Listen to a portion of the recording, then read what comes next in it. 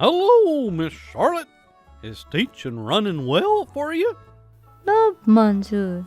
Ed. I'm facing, how you say, difficulties. It seems hopeless sometimes. Oh, I can understand those kind of days. But don't give up, Missy. Let's read today's devotion, number 30. The book of Ruth started with a famine and quickly devolved into disaster for the family of Naomi and Elimelech. But look at how the book ends.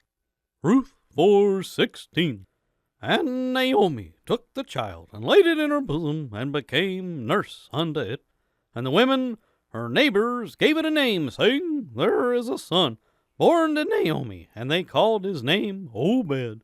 He is the father of Jesse, the father of David. Now these are the generations of Pharez.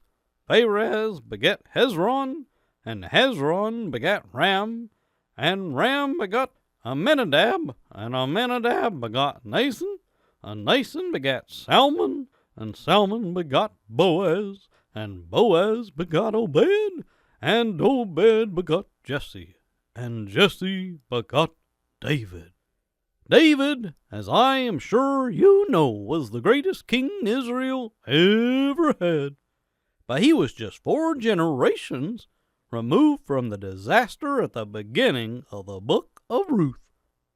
But when you look at it from the other side, this becomes a beautiful truth.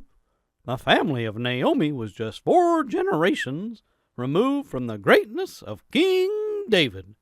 A family that thought they would never survive ended up achieving heights no one could have ever dreamed.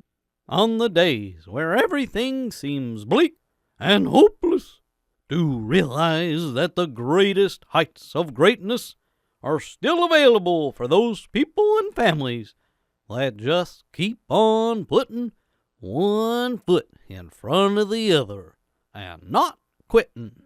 Oh, that lesson speaks to me. Thank you, Ed. You're welcome, madam.